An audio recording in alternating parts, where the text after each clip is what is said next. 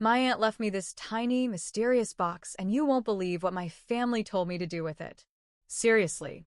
They said to get rid of it, that it was cursed, bad luck, a huge mistake to even have it in my house. My own mother would flinch if she saw it. But for the past 3 weeks, I've done nothing but try to solve the puzzle of how to open this thing. And what I found inside, it didn't just unravel a mystery, it kicked off the craziest, most gut-wrenching experience of my entire life. This little brass box right here, as beautiful and intricate as it is, contains a clue to a 40-year-old secret. A secret my family didn't just hide, they tried to bury it forever. And my aunt, well, she left me the shoveled, Aunt Elsie was different. She was obsessed with collecting old, forgotten things. Her house wasn't just cluttered, it was a carefully curated museum of objects that had lost their stories. Old postcards, single earrings, chipped teacups, books with inscriptions to people long gone. She believed everything had a soul. So, when she passed away, I expected to inherit some of her beautiful, eccentric clutter. But her will was surprisingly specific. Everyone else got furniture, money, property. She left me just one thing, this insane, heavy brass box. Look at it. It's a work of art. The entire surface is covered in these deep relief brass ivy vines that twist and climb over each other. It's beautiful, but it's also a fortress.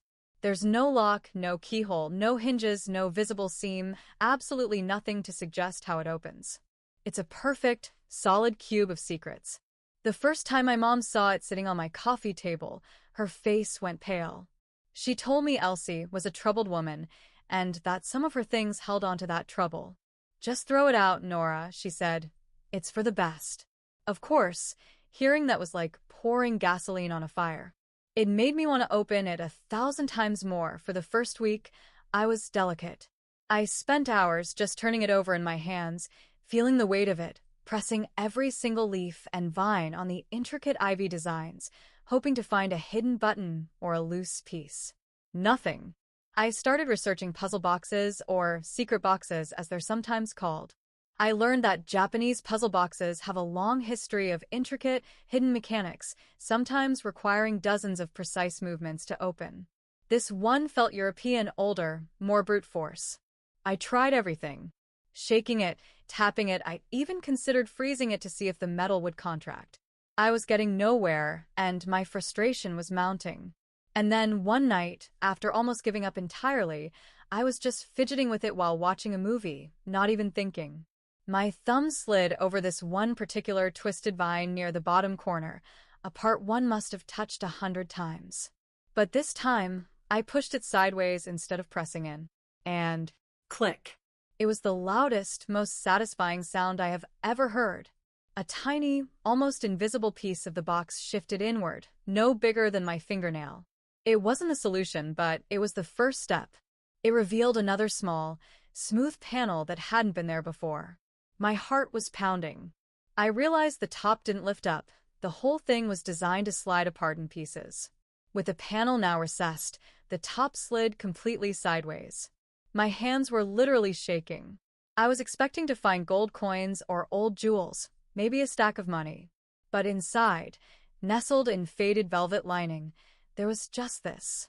3 incredibly strange, seemingly random items. The first was an ancient, brittle black and white photo of 2 young women, their arms around each other, smiling. The second was a single, perfectly pressed flower, a deep violet, that was so old and delicate it looked bruised and translucent.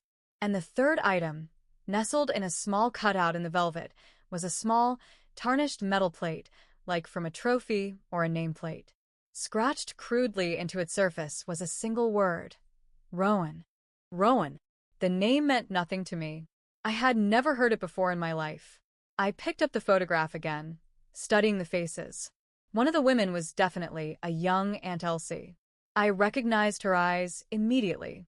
But the other woman, she was a complete mystery. This had to be Rowan. The way Elsie was looking at her in the photo, it wasn't just a casual friendship. There was a fierce, protective affection there. This box, these items, this was a memorial. So, I took my first clue straight to the source. My mom. I waited until she came over for coffee, and I put the little metal plate on the table between us. I didn't want to seem accusatory, just curious. "Mom," I said, "who is Rowan?" You guys, the change in her was immediate, and it was genuinely chilling. Her face just went blank, like a mask dropping into place. All the warmth drained away. She stared at the metal plate, and then her eyes darted up to me, and they were cold. She whispered, "Where did you get that?" "It was in Elsie's box," I told her.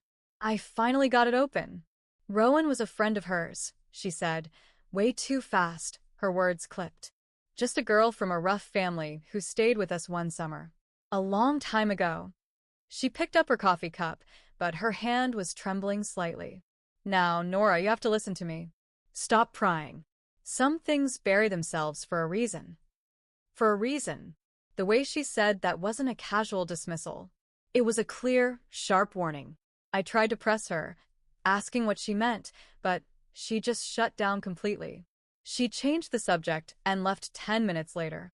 It was the most bizarre and unsettling conversation I've ever had with my own mother. This wasn't just a forgotten friend. This was something much, much darker. The wall of silence went up almost immediately. I called my cousin, my mom's nephew, who would have been a teenager around the same time. I asked him if he remembered a girl named Rowan staying with them. He got quiet and then gave me this flimsy excuse about his memory being just a fog from that time. A fog? It was a complete shutdown. The entire family was closing ranks, building a wall around this 40-year-old name. But they didn't know what I knew. Aunt Elsie hadn't just left me a name. She had left me a map. This pressed violet? I couldn't get it out of my head. It seemed so deliberate. I spent a whole night researching Victorian flower language, something I could totally see my Aunt Elsie being into. And there it was. Violets could mean faithfulness and love, but a specific shade of deep violet was often used as a memorial for a love that ended too soon, or for a death. This wasn't a keepsake. It was a funeral flower. My aunt had left me a key, and she trusted that I would be stubborn enough to use it. And before I show you the next clue I found, the one that proved my family was lying and blew this whole thing wide open, if you're as invested as I am in finding out what happened to Rowan, make sure you subscribe, because the story only gets deeper and darker from here. My family's total, coordinated silence was all the confirmation I needed. This wasn't a forgotten memory. It was a deliberate cover-up. I had to become an investigator. My first stop was where anyone would start, the internet. I went to online newspaper archives and public records databases. I searched every combination I could think of: Rowan, our family name, our town, and the year 1982, which I figured was the right time frame based on the photo. The result? Absolutely nothing. Not a single article. Not a birth record. Not a school mention. It was like this person never existed. It was a digital dead end, and I had the sinking feeling my mom was counting on this. She was counting on the past being too hard to dig up. I was about to give up for the night, feeling totally defeated. I went back to the box one last time, just to look at the items again, hoping for some new inspiration. I ran my fingers over the faded velvet lining where the items had been, and I felt it, a tiny, almost imperceptible bump in the bottom. My heart leaped. I'd read about this. These old boxes sometimes have false bottoms. My hands were trembling again, but for a different reason now. Holding my breath, I got a small palette knife from my art supplies and carefully, gently, pried at the edge of the velvet. It lifted, and there it was, a second, hidden compartment, paper thin. Inside was the one clue my mother never knew existed, the one thing Elsie kept completely secret: a train ticket. A real, paper train ticket. One way. It was dated August 14th, 1982. The departure was our local station, but the destination was a place I'd never heard of: Halcyon Station. Halcyon. The word means peaceful, happy, golden. It sounds like a place you'd run away to for a fresh start, right? That's what I thought. Wrong. I searched for Halcyon Station, and what I found made my blood run cold. Halcyon Station isn't a town. It's a ghost station. It was a small, isolated stop on an old coastal line that was shut down in the late 70s. It sits, abandoned and crumbling, in the middle of a vast, desolate salt marsh. Why would a teenage girl buy a one-way ticket to literally nowhere? It didn't make any sense. My mind was racing. This was a clue, but it felt like the wrong kind of clue. It felt like misdirection. So I searched again, with new keywords, my fingers flying across the keyboard. Halcyon Station Disappearance 1982. And then I found it. Not from our local paper, but a tiny, digitized article from a newspaper in the next county over. The headline was Unidentified Females' Belongings Found Near Marsh. The article mentioned that a few items belonging to an unidentified girl, presumed to be a runaway, were found near the old causeway at Halcyon Station. And one of the items listed was a worn book of poetry by Edna St. Vincent Millay. My heart stopped. I raced over to my aunt's house. I still had the keys. I went straight to her massive, floor-to-ceiling bookshelf, a place I'd spent countless hours as a kid. I knew her collection.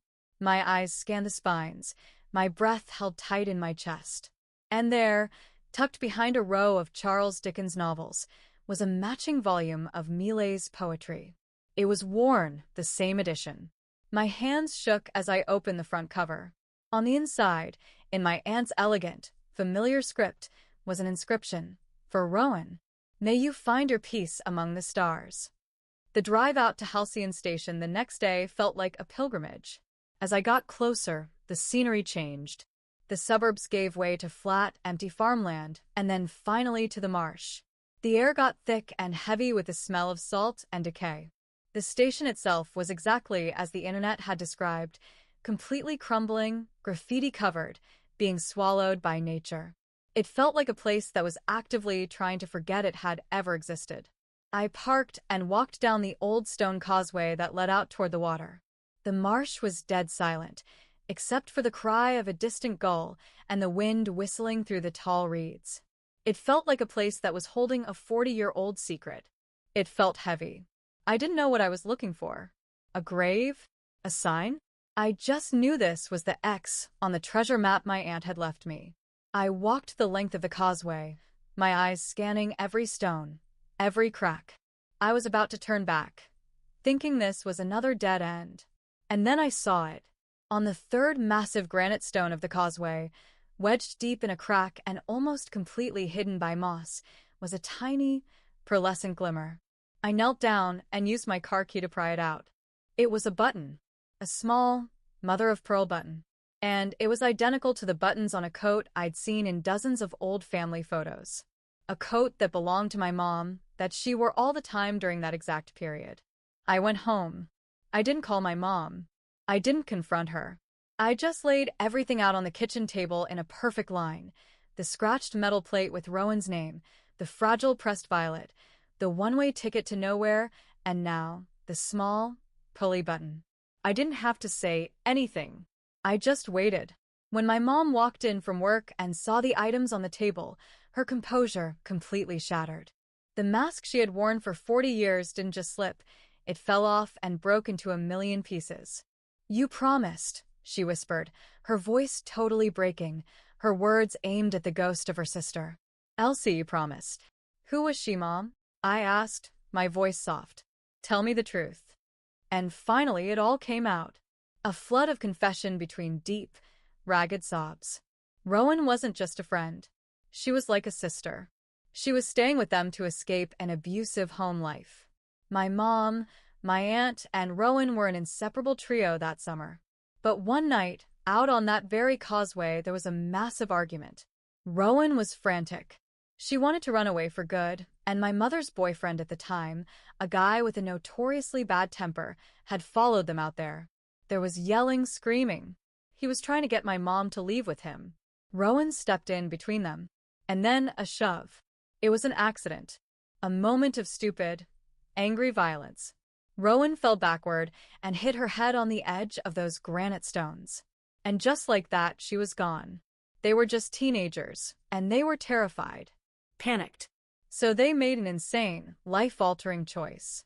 They bought the train ticket to create a false trail. They left her favorite book of poetry near the tracks to make it look like a runaway had been there. And they swore each other to a vow of silence that they kept for 40 agonizing years, My aunt didn't hide this secret to keep it buried forever. She couldn't bring herself to speak the words, but she couldn't bear the silence either. So she hid it in an impossible puzzle, a box that only someone with her own stubbornness and curiosity could ever open. She left a map for me, trusting that I would need to find the full story, that I wouldn't stop at the first closed door. The brass box wasn't a tomb for a secret. It was a key, waiting for the right hand to turn it. With my mom's full, voluntary confession, the authorities were notified. The cold case of the unidentified girl from Halcyon Marsh was finally, officially closed. After 40 years, Rowan got her name back. Her story was finally told.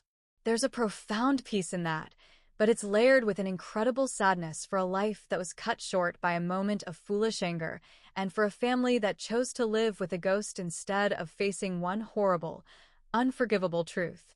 The brass box still sits on my mantle. It's not just a weird, old trinket anymore. It's a symbol of the immense weight of the past and the insane, quiet power of the truth. It's an heirloom that didn't pass down money or land, but a responsibility. A responsibility to listen to the stories the dead can't tell, no matter how scary they are, and no matter how much the living want to keep them silent. What will you do in this situation?